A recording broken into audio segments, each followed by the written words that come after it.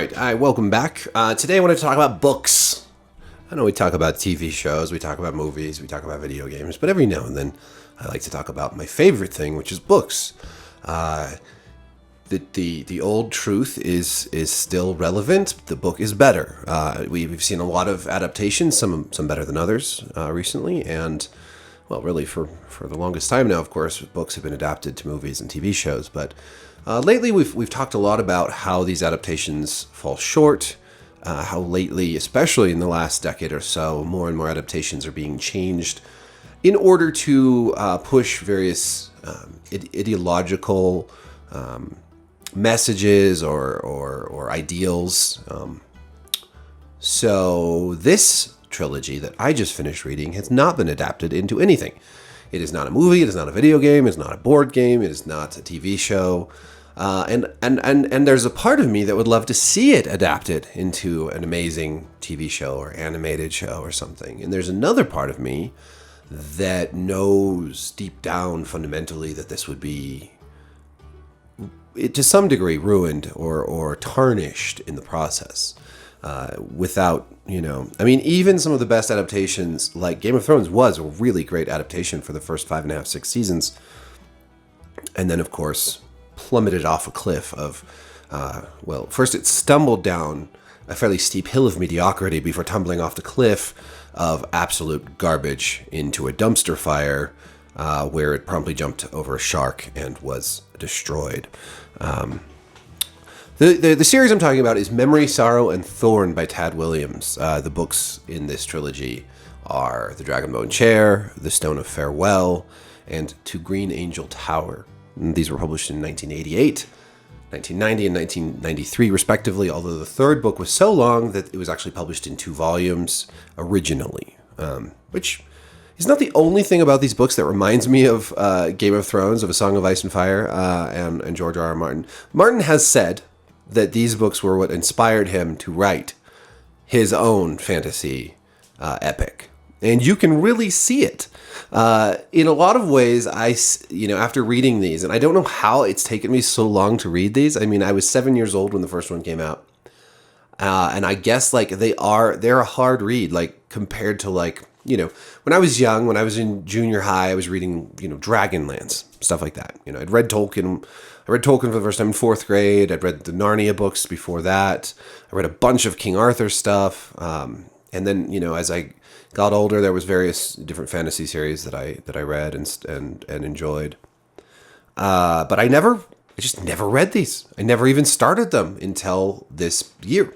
And, in some ways I'm sort of glad because they are slower novels. They're a lot. To Green Angel Tower is extremely long. I talked about how I was in the ER recently, and I read for hours in the ER, and then I was sick at home reading for days. I could just read in bed and sleep and read and sleep and read and sleep and try to distract myself from the misery of it all. But I've been reading To Green Angel Tower for a while and reading every day, and I'm not a slow reader. I'm not the fastest reader in the world, but it's taken a while. It's a long book, and this is a long trilogy. And the third book, despite being long, is actually quite a lot more fast-paced than the first book, The Dragonbone Chair, which it takes a while for those gears to start rolling. But when they do, it's extraordinary. But anyways, it does remind me a lot of Martin's work, of A Song of Ice and Fire. Fire and Ice? Song of Ice? Yeah, anyways. There's so many things where you're like, oh, that's where he got that. There's the Hand of the King. The Dragonbone Chair itself is this throne made out of dragon bones. It's very, very, very similar in a lot of ways to the Iron Throne of Westeros, and there's, the king, and there's all the different lords, and they have their sigils and their emblems and their houses, and it's very different, but it's very similar. It's not nearly as grimdark. There's not swearing. There's not really sex. There's not rape and all the stuff that Martin throws in there. So this is a lot more wholesome, I guess I want to say. And the other way it's really not like Martin's work is that it's done. There's 3 books in this trilogy, and it ends on a satisfying note. Now, he does go on to write more books in Ostenard, the world that this takes place in with these characters further down. I haven't gotten to those yet because I just finished To Green Angel Tower yesterday. But if you never read those, if you just read these 3 books, you would have a satisfying conclusion. Everything wrapped up, all of the answers to all of your questions, pretty much, for the most part, answered. It's not left on a cliffhanger. Like, it is a satisfying story with a beginning, middle, and end. And about 2,500 pages. This story, it's very medieval, right? It's a very medieval story. It's very low magic. I mean, there's magic. Don't get me wrong. And there are elf-like creatures, the Scythi and the Norns. And there is but the magic itself is pretty subtle, and very, very few people can use magic. And it's not used a lot. There's big magic that's happening. And I'm not gonna do spoilers, but there's big magic that's happening through the world. Winter is coming, okay? Another similarity to Martin's work is this kind of endless winter is on its way. And that's magical. And there are magical creatures and magic mirrors and magic swords. Memory, Sorrow, and Thorn. Those are the names of 3 swords. So there is magic, but it's still very low magic, kind of Tolkien-esque magic in that, there's not just magic missiles and fireballs and wizard duels and stuff. Magic is really, really uncommon. It's very powerful, and it's very, very dangerous. And I like that. I like it a lot. I like low magic. I like where magic is mysterious and powerful and frightening.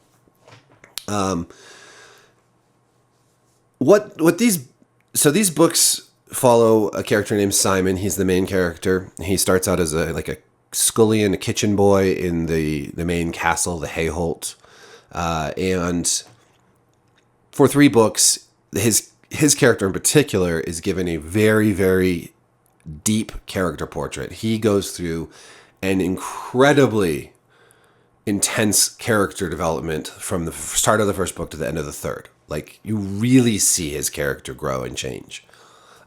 Numerous other characters also are explored quite deeply and have a lot of dynamic change and great dynamic arcs. The characters in this book are fantastic, and it's not structured like Game of Thrones. There's not this is the Simon chapter, and this is the Miriamel chapter, and this is the Joshua chapter.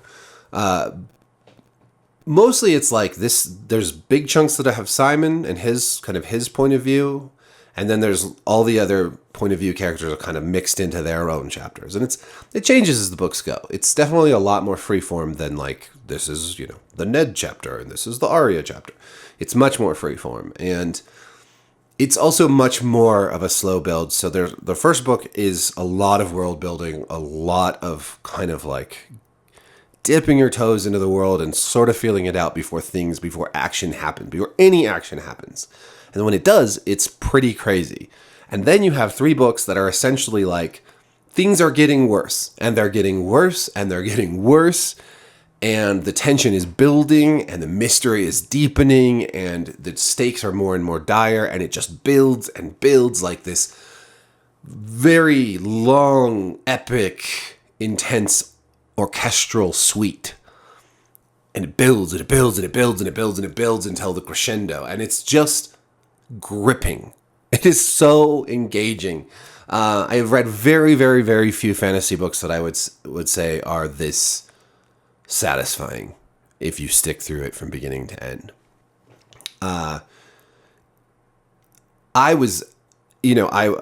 There's a lot of mystery. There's a lot of what's actually happening here? What's going on? And what's so great about what Williams does is that he is able to tie these many threads and weave them together in a way that when you get to the end, you didn't see it all coming, but it all makes sense, right? He doesn't spell it out for you. So when you do get to the conclusion and you see what's actually going on, you're like, oh, yeah, that makes sense, but I didn't see it coming. But the clues were there, but I couldn't piece it together. And it's the same for a lot of the characters. They don't piece everything together either. So you're kind of with them on this journey of revelation. And so it's sort of hard to talk about these books without giving away spoilers, but I'll just say I really enjoy his. I think Williams is a wonderful writer. His prose is gorgeous.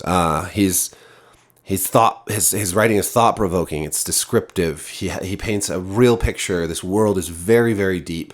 It's a reflection of our own. It's not a really outlandish fantasy. Like, clearly some of the areas are just very much modeled after Europe. You know, there's Nabon is like Italy. It's like basically where Rome and the church is, and Rimmersgard is basically Scandinavia. Like, the Vikings are from there, and you know, all the different. You know, it's very like, here's this fantasy version of Europe. So it's that kind of fantasy, medieval European style fantasy in a fictional world, low magic world. So I think the structure of the novel, his prose, the way that you do care a lot about the characters, and especially as these characters are developed, he's not afraid to kill off characters. You never know when someone's going to get killed off, but he doesn't do it gratuitously. And one thing I really like about this is a lot of the characters in this book are very genuine, sincere. There's a lot of characters who you will genuinely like and enjoy. This is not like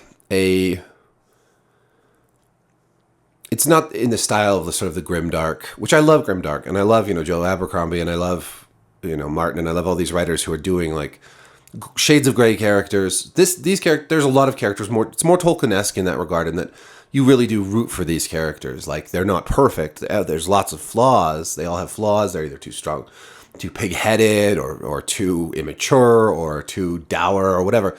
But you genuinely care about the characters in this story, and that really helps for me. I get tired of, a lot of things, a lot of tendencies in modern storytelling, like overly sarcastic characters that are too edgy, over reliance on anti-heroes, or like, the shades of gray storytelling where it's like, oh, he's not really a villain, but he's not really a good guy. I mean, that can be really compelling, and certainly, characters like Jaime Lannister and whatnot are fascinating, and I have loved reading about them. But I do enjoy that here we have a lot more. We have a lot of people to root for. But even the bad. So, and here's where it gets a little different: is that a lot of the bad guys or whatever are also not necessarily unsympathetic. Just these books do have one of the best villains of any fantasy I've ever read, and you meet him early on. It's he's a sort of a sorcerer monk, an alchemist. He's referred to in various ways. Pirates, I guess, I don't know how you say it exactly. Pirates. He's a great character, and you don't see a lot of him in these books, but his presence is everywhere. And then and he's not even like the main villain, but he's a great character. So anyways, without saying anything else, I really recommend these books. If you're looking for a fantasy, and I'm sure some of you obviously have read them, but if you're looking for a fantasy series, I would say a new fantasy series, but one that's several decades old, but it almost serves as like a bridge between Tolkien and modern fantasy. It sits between there. It's very Tolkien-esque. Very Tolkien-esque. Anyone who likes Tolkien will like these books, I swear to God. Like, if you like Tolkien and you read these and you don't like them, I will be shocked. But I would also say that if you like Game of Thrones, you'll probably like this. And it's like a marriage of the two, or a stepping stone between the two in a lot of ways. And I am very tempted to just start right in on the next one, in the next trilogy. But they're also so long that I'm like, oh, maybe I should wait. And actually, it's not a next trilogy. 3 books have been written in it. The 4th one's coming out soon. And it's kind of remarkable. Like, as I mentioned earlier, these 3 books, these very long 3 books, were written in 1988, 1990, and 1993. That's 5 years to tell a complete story, an epic fantasy, every bit as complex and as long as anything Martin has written. 5 years, 3 books. And he's got 3 more, and a 7th one on the way. And like a bridge novel in between the 2, and a bunch of other stuff. I really genuinely admire writers who actually put out writing and finish their stories. Isn't it nice? So, yeah, let me know what you think of these. If you've read them already, if you're on the fence about reading them, or if you started the first one and thought, wow, this is slow, I just really highly recommend that you read it. I will link to them down below. So please do check that out. Also, got like a little deal with Secret. It's not a deal. I'm like a Secret Lab partner. I don't know. I'll link to Secret Lab's chairs, and if you buy one through them, I get a little cut of that. I'm trying to monetize a little bit, but I've been using Secret Lab chairs forever, and I genuinely think they're awesome for gaming, and they're huge, and I need huge chairs like this Titan Evo or whatever. This thing's huge. Also, it's like it's oh, let me see if I can. It's the Witcher. Oh, it's blocked by my microphone. Anyways, it's a Witcher chair. Anyways, thanks for watching. Like, subscribe, hit the notification bell, and peace.